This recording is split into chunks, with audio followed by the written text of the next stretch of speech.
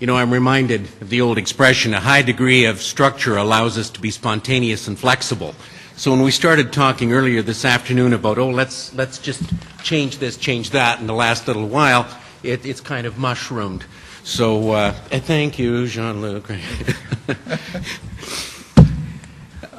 Maybe what we should do is, Agnès Klein gave a great overview of the regulations in Canada this morning. Agnès, do you want to say something before you have any question to answer? In other words, I'm giving you the opportunity to be proactive and to deflate the balloon. Okay. Thank you. Actually, I think there was a question. There was a question for you that I didn't identify. I'll find it. Jim, you want to start with the morning panel? Okay. So that's how you've set these Yep. up? So the morning panel is who is the most successful physician here? Huh? I don't know yet, actually. Why don't you start with the first one? In the development of diabetes, after commencement of sandostatin treatment, fairly common. And does this treatment of diabetes, that we see the carcinoid cancer in such cases, require anything different?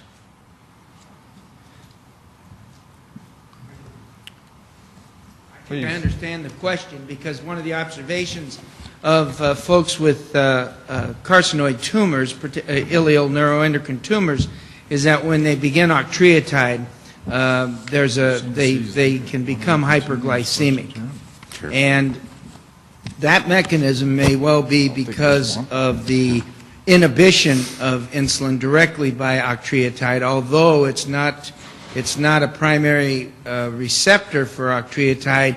The higher doses do inhibit, I believe that it inhibits insulin cells more than the glucagon. That's one mechanism. The other mechanism for the hyperglycemia is probably the breakdown product of chromogranin A that we talked about this morning. Pancreastatin was named such because it means stopper or pancreas stopper.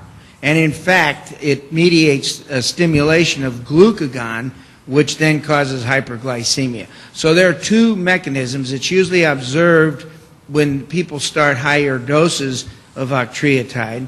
I would say, if they don't have underlying or intercurrent diabetes, that the degree of sugar control is really not very bad. 6% is the hemoglobin A1C. That tells you that your average blood sugar for 10 weeks is approximately about 120 on average. When people begin octreotide, more often than not, they'll raise that average blood sugar to a hemoglobin A1C level of about 6.5%. But in my experience, I haven't had to treat with oral agents. Some physicians will use metformin or some of the antihyperglycemics. I think that's the substance of the question. It was asked earlier, and I think that's my explanation, because there is, you're correct, there is hyperglycemia in carcinoids.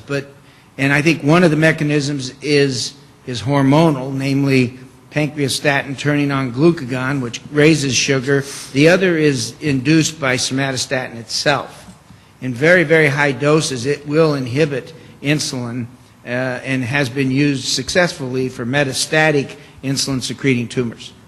Tom, you can, you know the expression, you can run, but you cannot hide. So we have a slew of questions for you.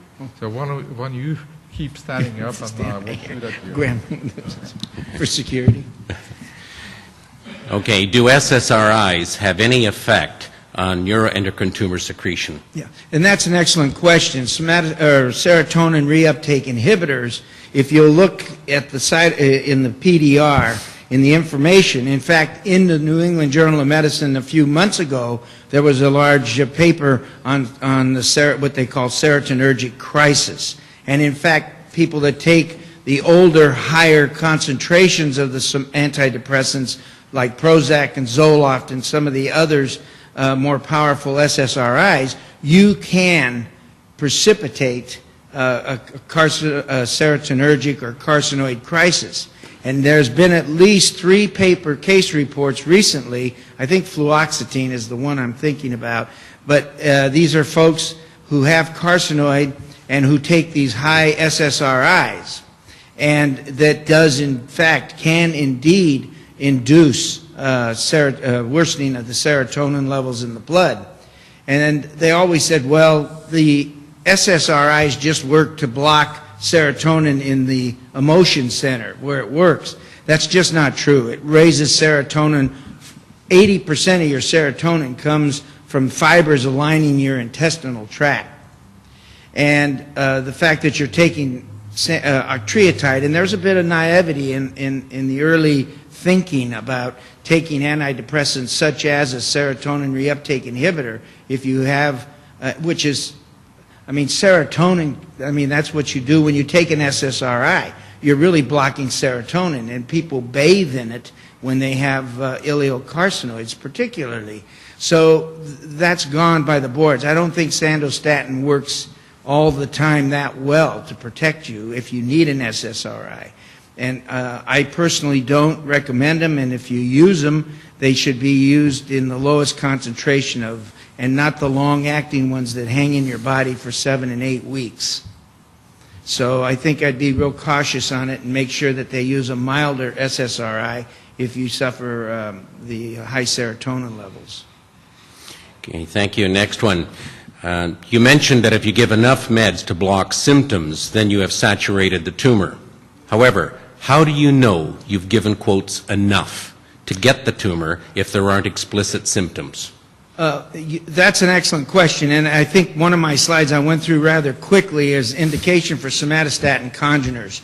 And there are thoughts that, at least one major university says, if the tumors are in the liver and you're stable and you have no symptoms, somatostatin is probably not indicated at that time, or octreotide.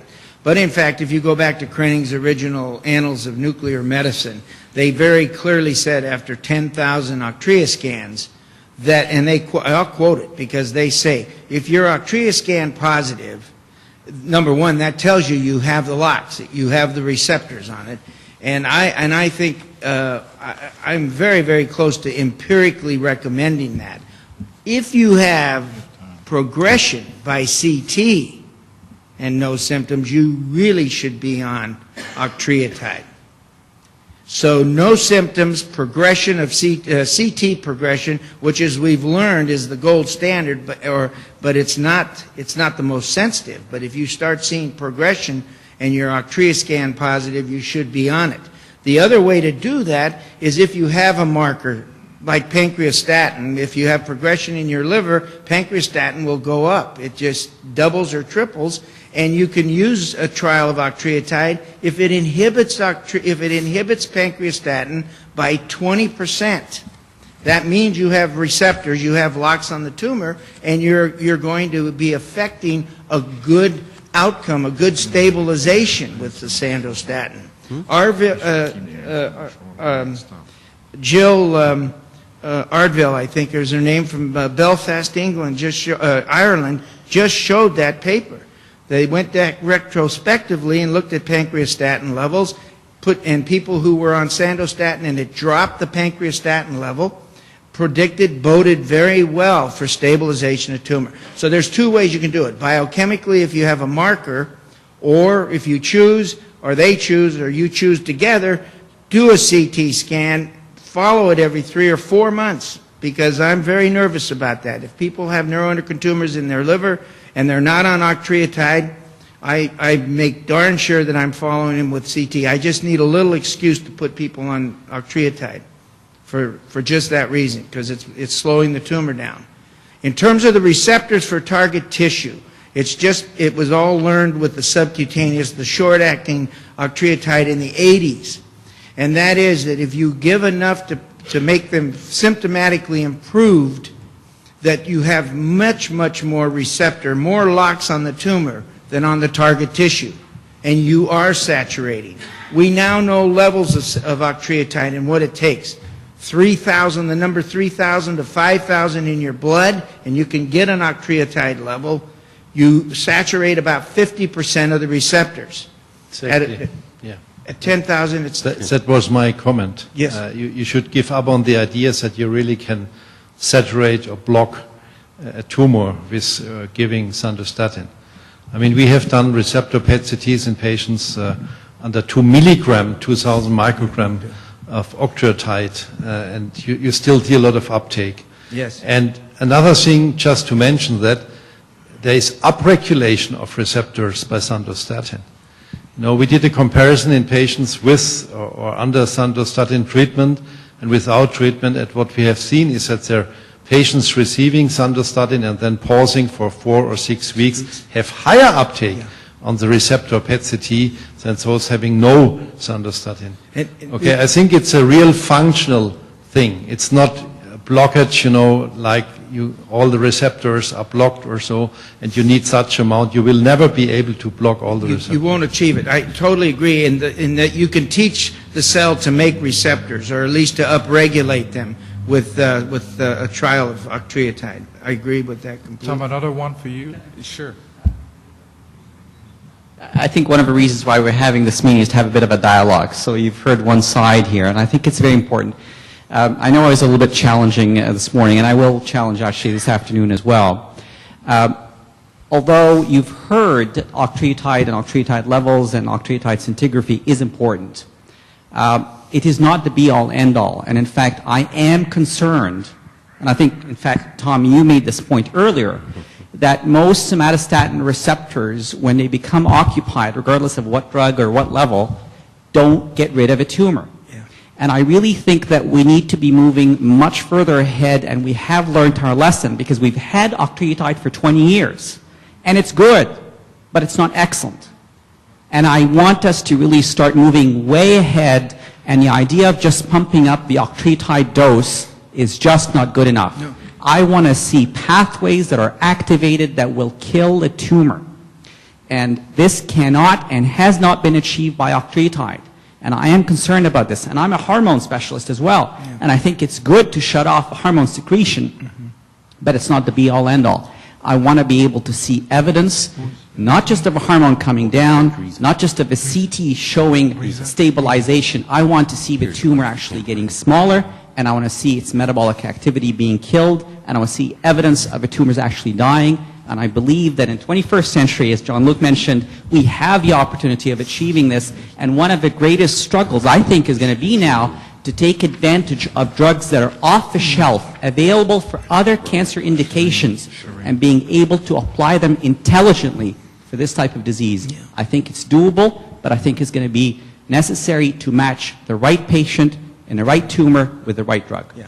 And let me just follow. Dr. Azat is exactly right, and Dr. Baum, and that is, you always have the question you have to ask yourself, and many of you probably do I need more or do I need less of octreotide? Is more better?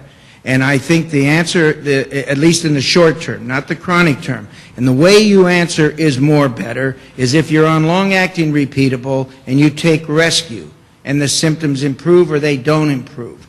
There is a very definite mechanism that Dr. Azat is referring to, and it's identical to me as insulin-resistant diabetes.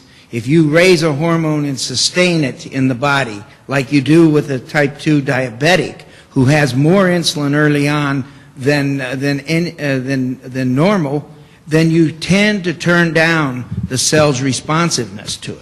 And I think the long-acting repeatable, lanreotide, subcutaneous pumps giving octreotide do the same thing. It's a very tricky business because it is, as has been referred to, octreotide is a hormone. It's a long-acting synthetic hormone. It has some variation, but when you sustain the levels in the blood, you turn down the responsiveness of the cell. And you have to be very, very careful. Early on, we used to do drug holidays. In the subcutaneous days, we'd stop it for a week and support the patients and then start them back up slowly. So the point is extremely well taken. Levels are one thing, but when you ask yourself, is more better for my symptoms, you must needs, I think, try the rescue. If it makes no difference, then you've capped out. Tom, Tom, keep some energy. We have 2 more for you.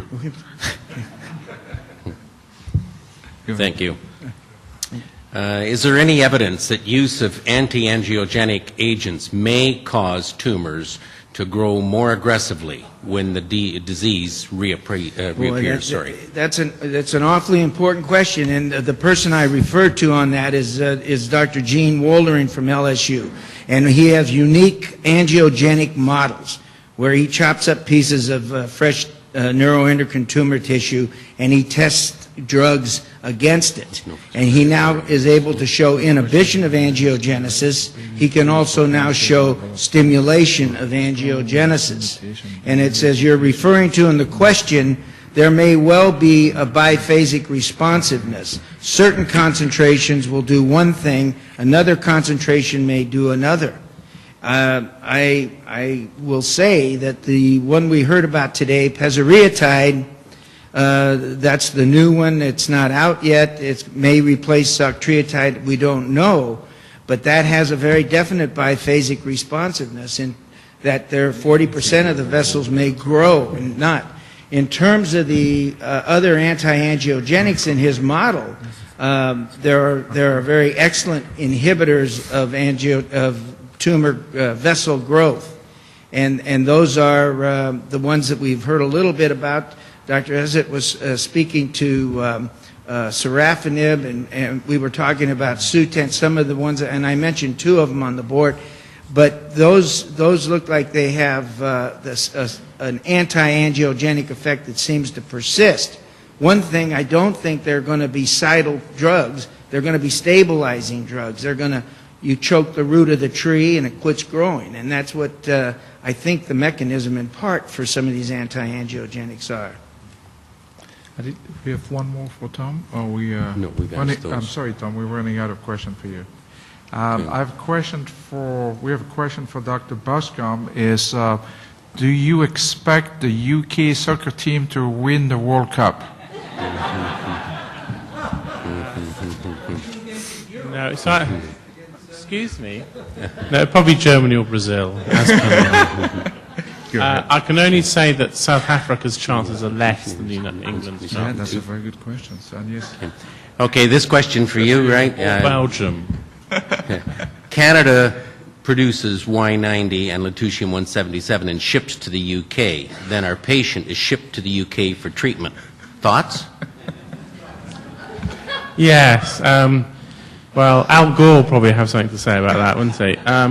Yes, it clearly is totally illogical, and I think it's a frustration that, I mean, we started the treatment program with London, Ontario really out of desperation to do something, but I think that none of us would have predicted that this far down the line. I mean, how many years is it now?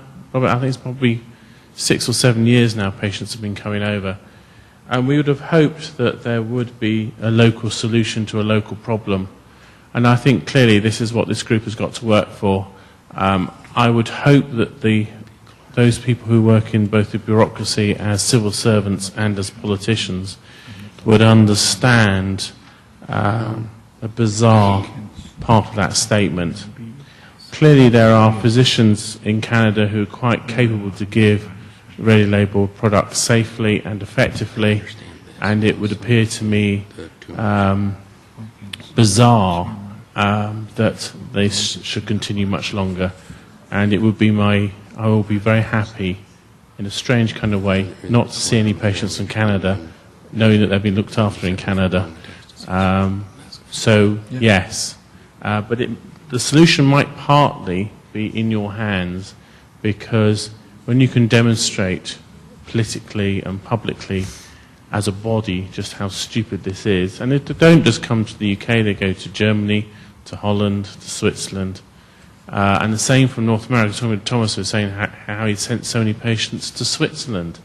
I mean, this is completely ridiculous. So I'm hoping this situation will finish soon. To prevent this from happening again, we do have to sort out with people like the FDA and the people who are responsible for licensing of all these kind of drugs, the orphan drugs which are going to be used in smaller numbers of people, where companies are not going to be able to make billions of dollars of profit. They must have a different method of identifying the efficacy and safety and getting them through to patients quicker. And I think that anybody who suffers from a rare disease in the 21st century, despite all the promises of personalised and individual medicine, I think that it needs to be made aware that it is not the same kind of treatment as somebody who takes a tablet every day for 20 weeks. A different type of modelling is needed and a different way of making sure that these products are assessed safely but effectively to get them to the people who need them as rapidly as possible. We have a similar situation in Europe. As you can see, it's not quite as bad, and we found ways around it. But I understand your frustrations. We were hoping the ludicrousness of all this would clearly demonstrate to the authorities their need to act. It seems bizarre that 7 years later they still haven't acted. I'm hoping that will change rapidly. Thank you, John. Maybe I can ask Agnes if she has any comment on that. She explained to us this morning basically what we have to do to make sure this happens. I actually, okay, let me tell you this way. We don't actually have an Orphan Drugs Act, and that's quite correct. But that doesn't necessarily mean that from the regulatory point of view there are major impediments, because usually what you want to see in a trial is a representative sample. I mean, the statistics, and then you balance that against the clinical benefits and the outcome of those trials. Then there is the other piece. Is this economically viable for a company? And I can tell you that, yes, we're talking about personalized medicine, and yes, the systems talk about personalized medicine. But this problem that you've put here is going to become much more acute in other areas, because as we move forward and we look at biomarkers for personalizing medicine and we're looking at surrogate endpoints, this is going to be an incremental piece. And starting with the FDA, who has put a tremendous effort behind personalizing, quote-unquote, medicine, in terms of moving forward development of new products, this has really caught on, but you are segmenting the population into smaller and smaller pieces, and this problem of potential financially or economically non-viability has been talked about in many fora repeatedly. Now, the solution, it doesn't come from the regulator, and I'm a regulator. The regulator looks at the science and looks at the benefits and looks at the risks, and looks at all those factors. And then there is another part of the system that comes into play. The matter of orphan drugs, not having an Orphan Drug Act, is not necessarily the be-all and end-all of the solution. But we do recognize that in the standard orphan drugs legislations, you look at the science is one thing, but then there are economic incentives that the states put into place. And there needs to be that's at a different level. That's certainly not in the regulator's domain. But in as much as approval of products to make them available, at least on the theoretical basis, is in our hands. That has always been within the hands of the regulator, and we have been able to go forward in many instances. So we've used what I call every trick of the trade to be able to say yes to products, provided they're submitted. And what we don't have either is the authority to go and compel. We beg, we cajole, we use influence, but we certainly can't come and say, you must do this. So I want to play a bit of devil's advocate, because I think the Canadian healthcare system is very much at fault with some of the issues that have been raised.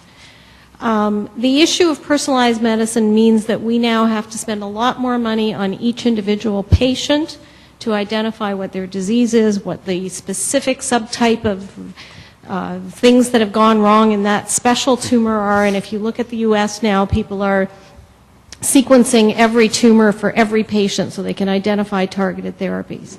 Our system is not built to support that. And I want to make some very simple examples of where I think we as patient advocates and as physician advocates need to approach the government with system change. Our hospital systems, our local health integration networks in Ontario, everything in our Canadian healthcare system is built around a local hospital. And we spend money in our healthcare system on individual boards for every single tumor, or every single hospital, a CEO for every single hospital, an infrastructure for every single hospital in this country to have their own IT systems and their own administrators and everything else. And we are not spending money, and we're saying it's going to be too expensive to spend the money on each individual patient. And I would argue that what we need to be lobbying for is system change.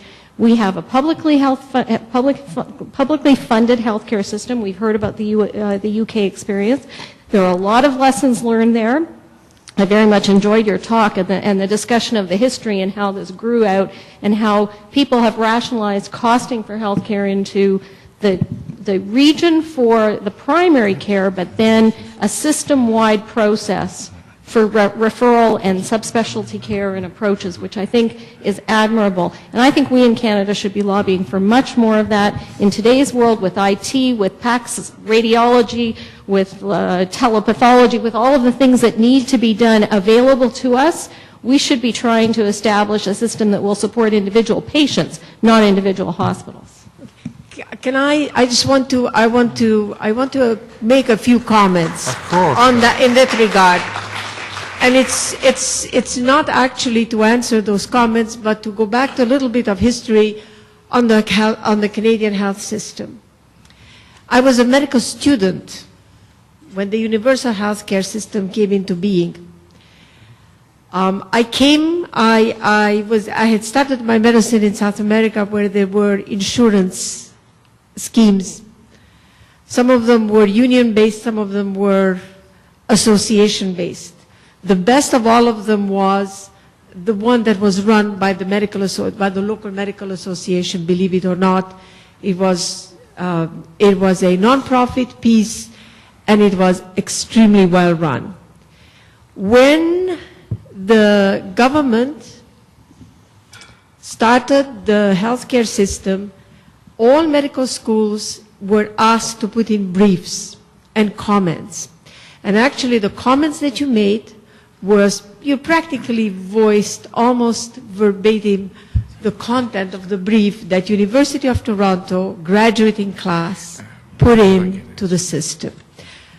The politicians, and yes, I'm a bureaucrat, but politicians will make decisions for reasons that the politicians will make decisions. They actually, unfortunately, and you know, those who come from Britain will excuse me, modeled and pretended to model the system after the British one, although other models were proposed to them as better to adapt to the Canadian environment. That is the result of what we have today, in my opinion.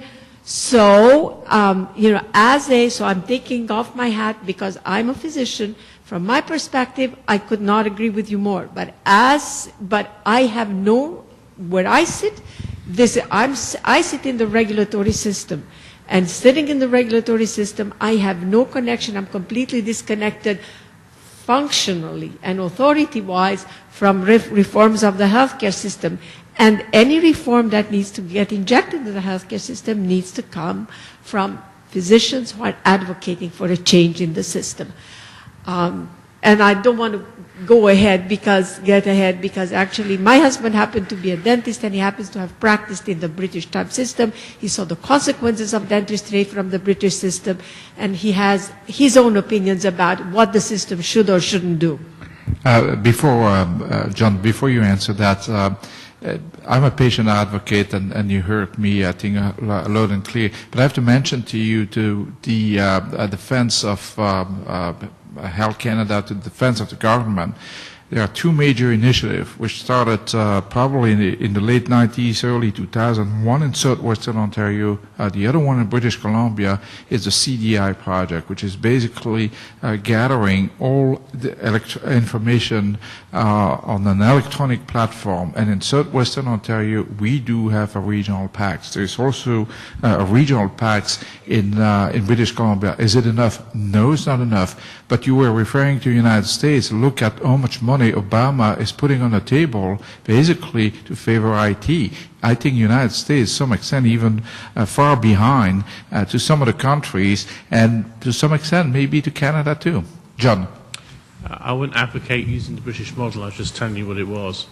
I think there are probably better models. I think the Dutch model probably is the best one to use. But I think there is,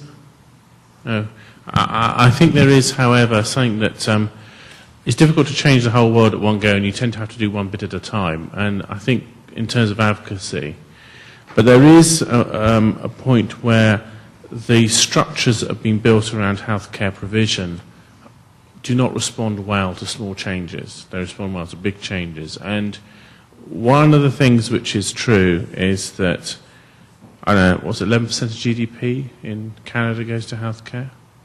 5% of that is not used to provide either healthcare professionals or drugs that directly affect patients. 50% of that will be going to people who administer and run the system. So I think there has to be a little bit of toughness when people say there's not enough money to pay for drugs. The drug budget is actually not the biggest thing in the system. The biggest thing in the system is the person budget. So that needs to be looked at primarily. And I think we have to just be a little bit more forceful in saying, no, the drug budget is not the issue. And it's quite interesting. France, for example, actually has now moved all the big expensive drugs out of the whole regional system, and they now pay for those nationally. They work out how many people have got disease X, how many pots of drugs they need, and they just buy them, and then they're distributed around. And that enables the big drugs, the expensive drugs, which include some of the radiopharmaceuticals, to be provided by the state on a centralized system, so that it takes out the fire from the system. So local bureaucrats who may not have the educational training to deal with very rare diseases no longer have to deal with that. The state has already dealt with it.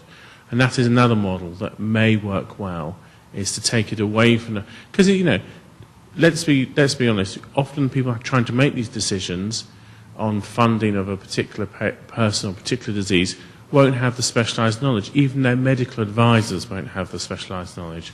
So we're asking people to make decisions they can't actually make. So I think what is useful is to try and look at models to do that. And I think that neuroendocrine tumour is a good way to do that. You can be, because you're well organised, you can maybe use your advocacy to outlook at this. In fact, it's probably not going to be very expensive. In fact, if you actually look at the total cost of fighting not providing drugs as against providing drugs, you often find the cost is less if you actually provide the drug as against employing large numbers of bureaucrats to fight providing the drug.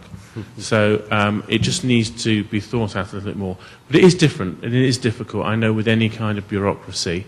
And the bureaucracy is there to, in many ways, to protect people and to try to ensure that the system is not out of control. But within that, there needs to be the ability for individual exceptions. And we need to work, both in the UK and probably also in Canada, about new models that will enable this more individualized approach.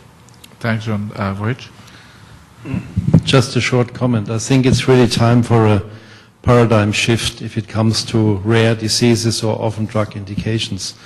Because, the system asks us to provide prospective randomized trials, which cost a lot of money, usually are done by the drug companies, but none of the drug companies has taken up the issue of radiopeptide therapy up to now. You all know that Novartis, who is a sponsor, by the way, of this symposium, was involved with this. They have done phase 0, phase 1, phase 2 trials, and then they have given up because obviously, there is not a lot of money to earn with that.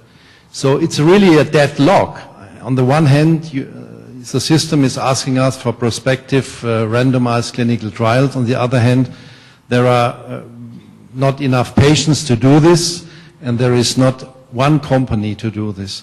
So I really think we have to turn, the focus away from the drug industry, from the pharmaceutical industry, really to the centers who treat the patients. And that's what we did actually in Europe, in Germany, that we said, okay, if no company provides us with this agent, we are doing it on our own. We are starting, buying the peptide, labeling the peptide, establishing that.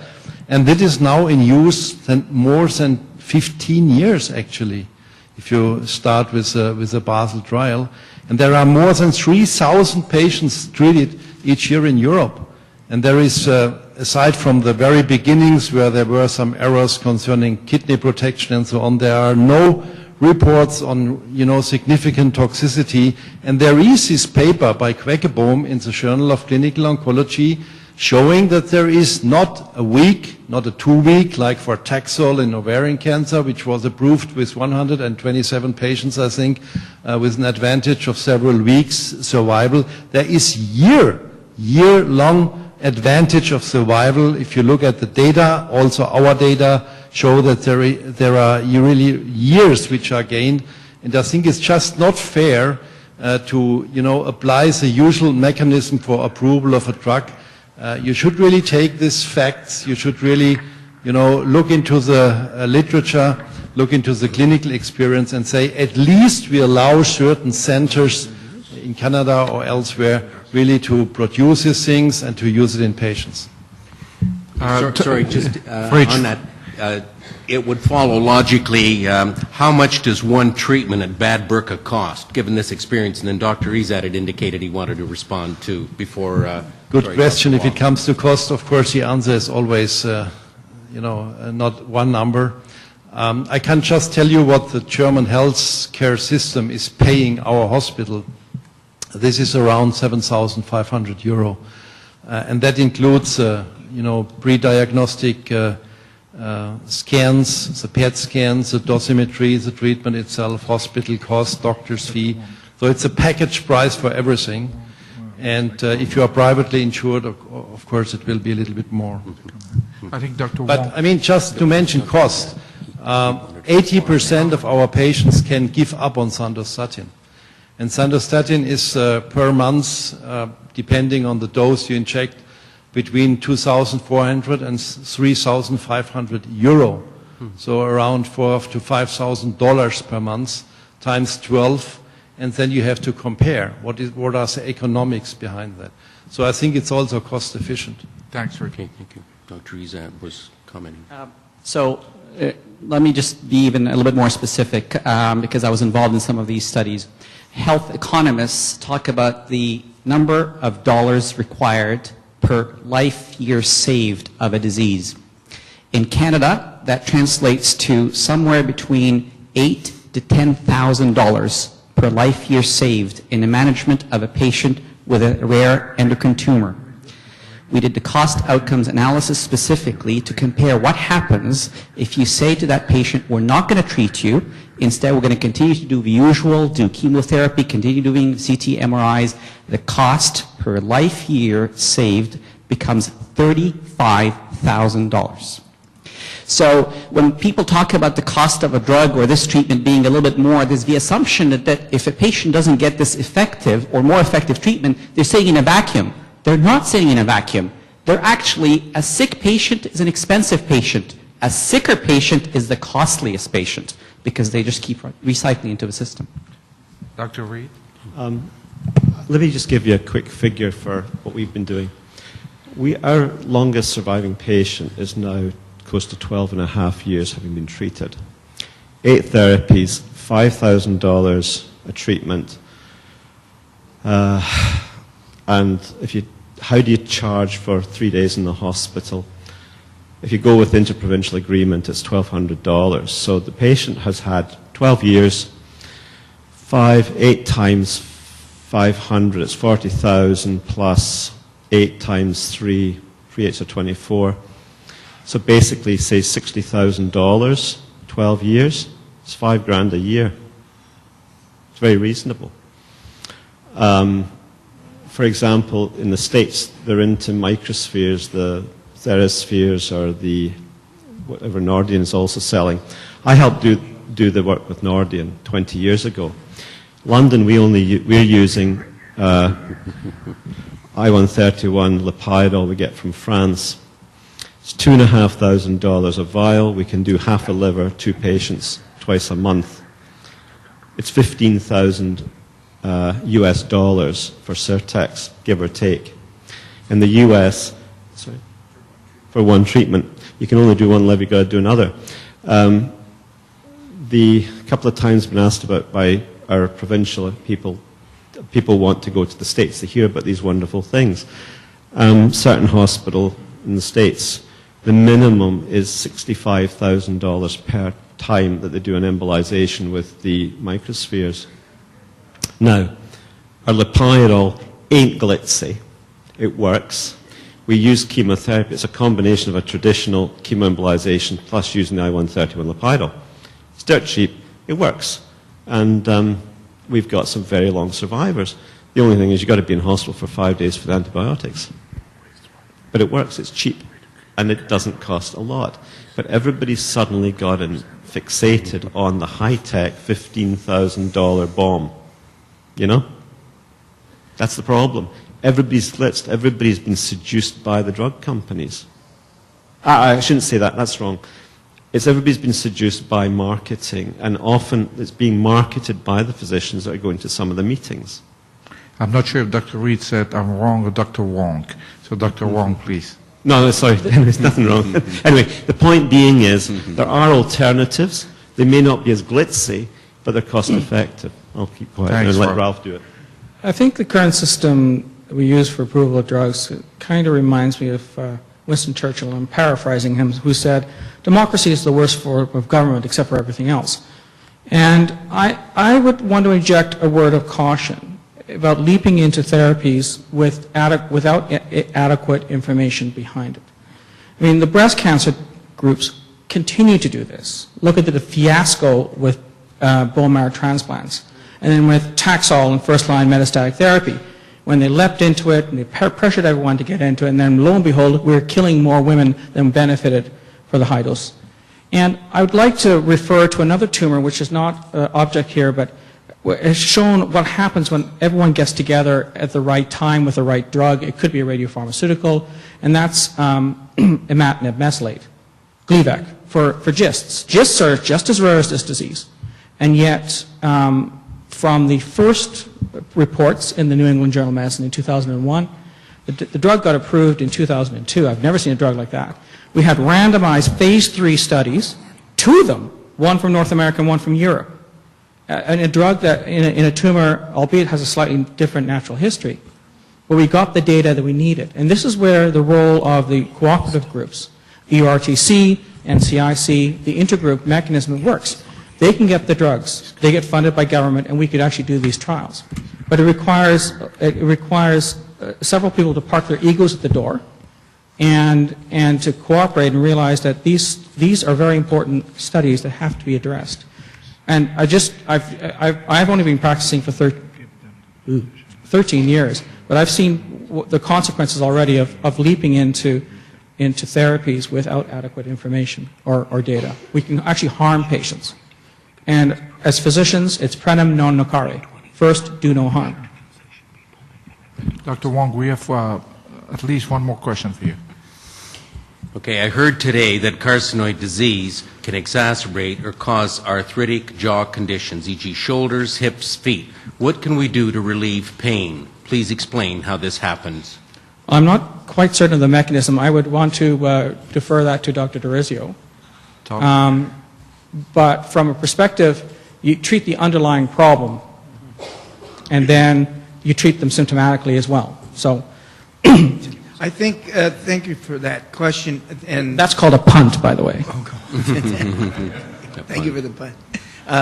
Actually, there were some studies in I think it was Haifa, in Ein Karim in Jerusalem, and the rheumatologists were looking at severe rheumatoid arthritis. And octreotide was used in their studies with a great deal of effect. And one of the mechanisms may well be the release of substance P, which is a very important hormone that amplifies sensation, pain, hearing, excuse me, and carcinoids should be called sometimes substance P-omas, because substance P is very high in especially ileocarcinoids. So it's very possible that you're bathing not only in serotonin but in substance P as well, and that may impact the sensation in part to joints. I think one of the very good drugs for that, since you asked about it, I think might be gabapentin or Lyrica. Lyrica it's a class 5 drug, but you have to be very careful. It should be carefully prescribed. But Lyrica does block as well substance P release and target antagonism. So I think that would be a pain drug that might be tried in that type of painful arthralgia. We have a question for Dr. Gray. Does removing the primary tumor ever cause exacerbation of symptoms, such as increase in metastatic growth?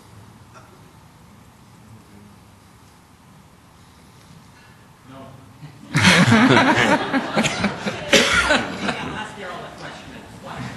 Maybe turn it around. I guess maybe you should stress here at this juncture the importance of really trying to find the primary. I mean, you've heard a lot of talks here already. The primary may in fact be relatively. So the question specifically has to do with the importance of trying to identify the primary. And this is an important, I think, surgical question that often we have to grapple with. If you got metastatic disease throughout the abdomen into the liver, you could argue that it's not really relevant to find the primary. And in fact, you've seen in both some of the nuclear scans as well as in actually experimental models that the primary tumor can be very, very small. So the question here, Daryl, specifically is, how important is it to look after, try and find the primary, get it out, in addition to debulking the rest of the disease? Yeah, I totally agree with that. And I think Dr. Baum really hit it on the head with his pictures and with his scans. And I know from personal experience, just what Dr. Baum talked about and I talked about in my slides, the primary tumors are tiny little I call them gumballs. There's going to be a gumball in the small bowel somewhere, and I'll find it when I operate on them. And that's the easy part of the operation. It's the metastatic disease, and something has changed from that small little tumor, that little gumball that's been in there for 5 years or 10 years, and has metastasized to a lymph node in the mesentery. And now we see these massive metastatic lesions. And then we see this little gumball in the small bowel, and we see these huge cannonballs in the liver.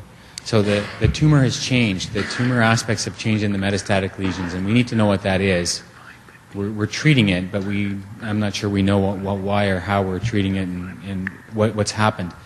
But if that primary tumor is left in, and I think that's why people talk about primary tumor and survival and improvement in survival if the primary tumor is removed. The primary tumor has to come out because it's going to continue to cause this metastatic disease that is a new monster that is opened up in there that we aren't good at dealing with.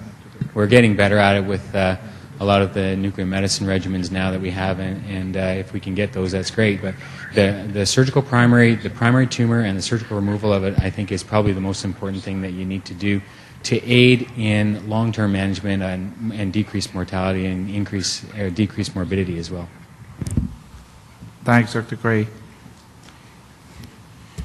Another question, I'm not totally sure, it was a short question, whom addressed to?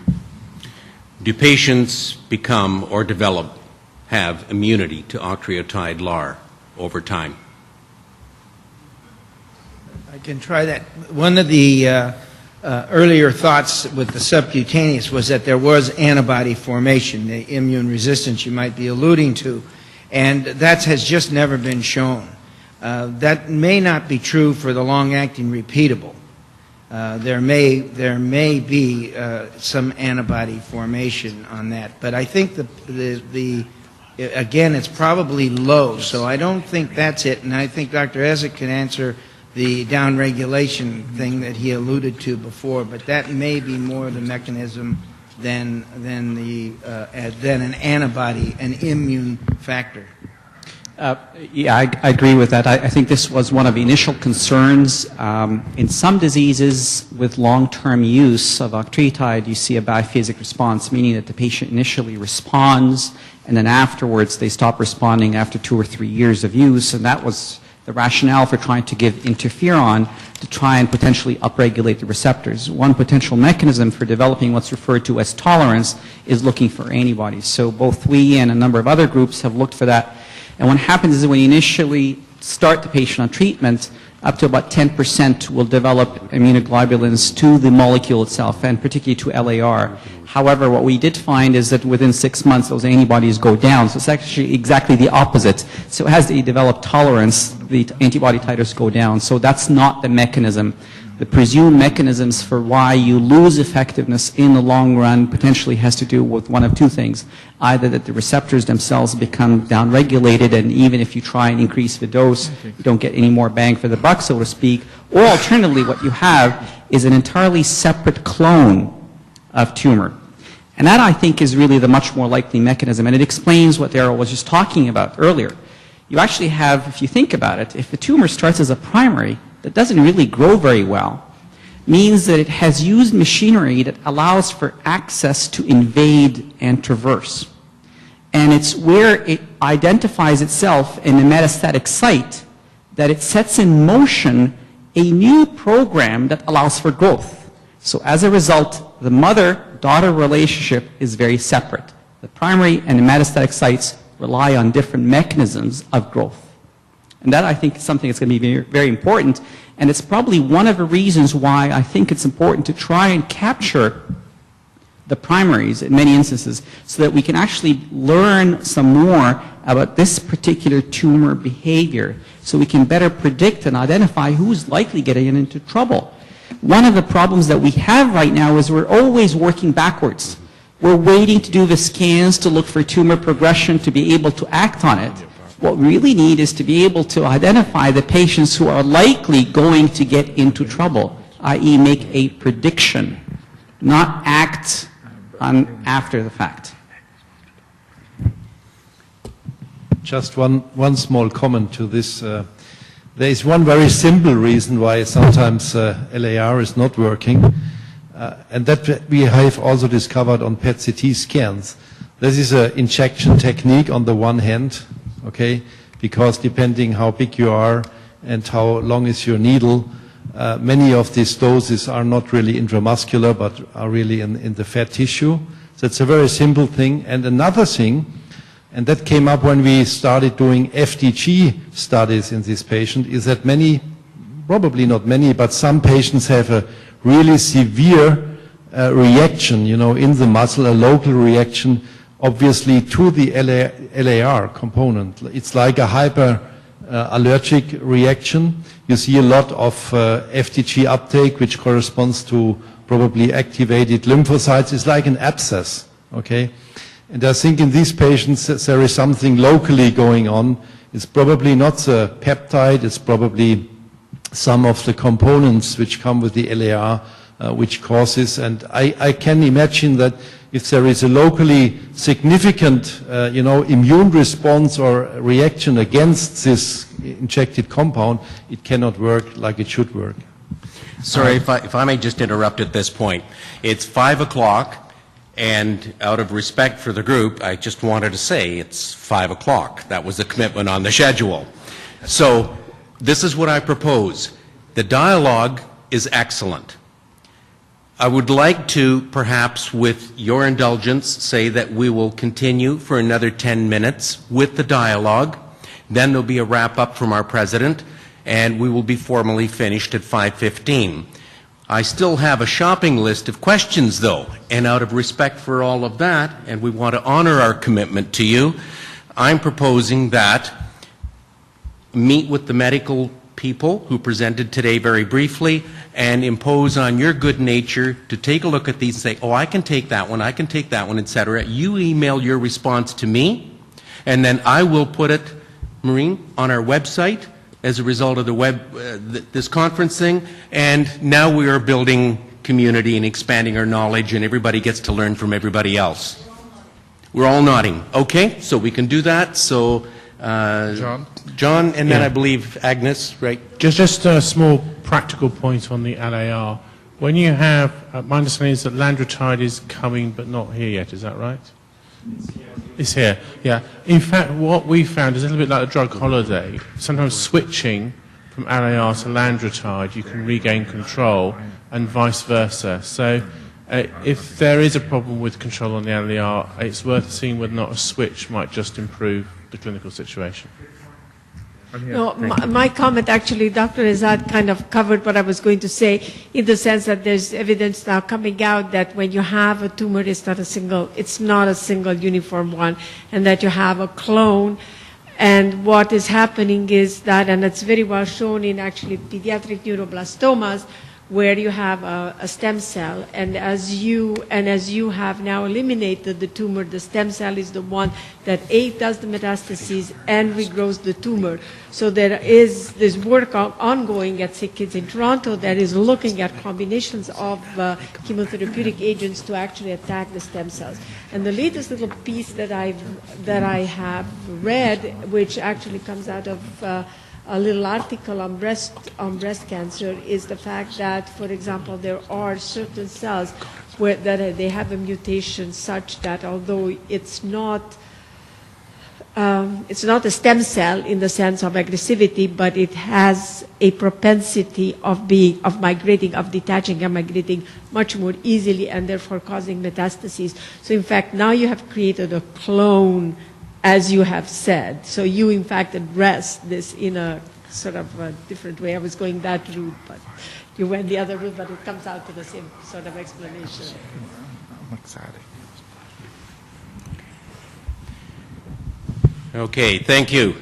Just taking a look at variation of the pyramidal scrolls, my Ingersoll watch here. We're almost at 5:10, so do want to honor our commitment, and after our president closes our session for this afternoon, I invite our medical people to come up and please take a look at these and see which ones you can commit to and get the responses back to me. And out of respect to the group and trying to be as inclusive as possible with the medical professionals, the patients, and the other multiple stakeholders that we have here, we want to hear from anybody and everybody, and collectively we're stronger than any individual. So thank you very much, and our president.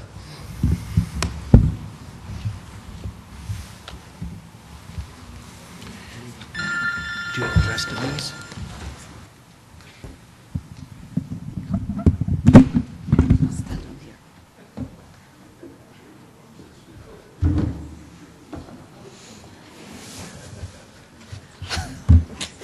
Just like to see everybody. Thank you so much for being here, everybody. One of the things that we have tried to establish and develop and hope to continue with is this culture of inquiry, patient-physician inquiry in the same room at the same time, in the same place, in the same life, which we have begun, and we would like to keep going because it will be better for our patient community, and actually better for our physician community, and better for Canada, better for every country. Many thanks are owed here. I would like, on behalf of CNETS Canada, to thank our faculty, Dr. Wong, Dr. Ralph Wong, Dr. Sylvia Eza, Dr. Shireen Izat, Dr. Tom Odorizio, Dr. Darrell Gray, Dr. Arnold. Also, I would like to thank Joanne Ferguson, Kathy Urbanison, John Buscombe, Jean-Luc Urbain, Dr. Richard Baum, all our faculty who have been, did I say that? Yeah, I said everybody, I think. All of our faculty who have, who have created and fostered today a spirit of inquiry, as I said, that we want to keep going for the betterment of everyone. I would like also to thank Jonathan Sloan, our videographer, because he's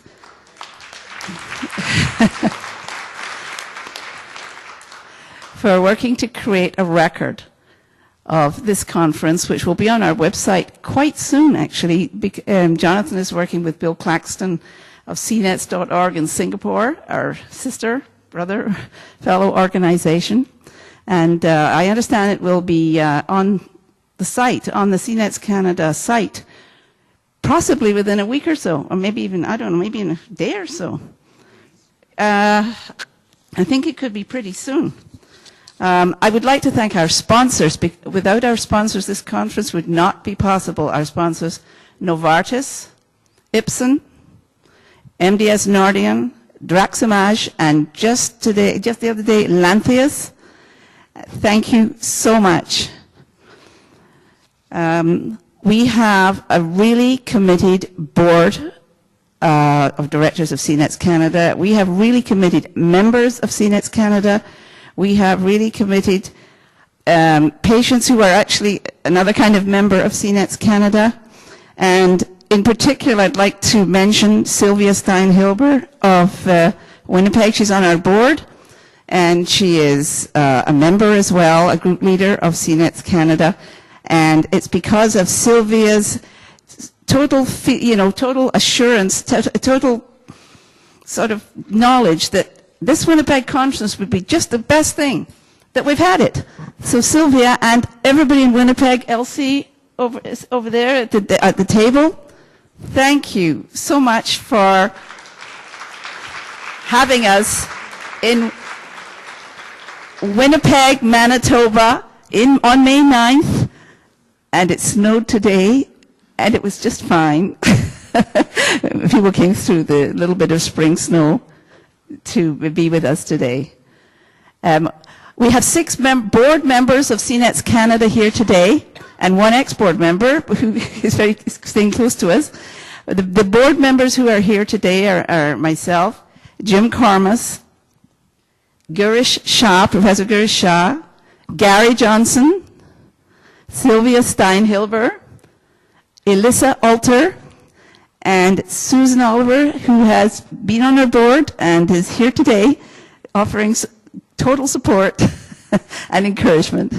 And we know a lot of people, some people know each other, but if we don't know each other, didn't know each other yesterday, we're getting to know each other better today, and we'll continue on. This community is growing, gaining in strength. We're unstoppable.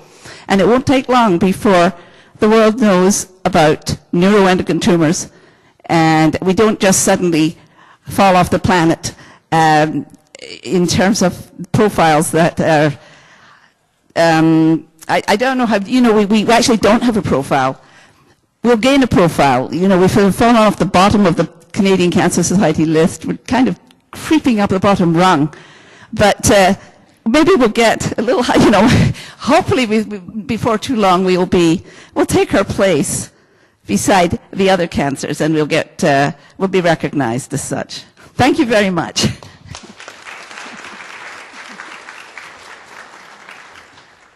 Just 2 reminders, please.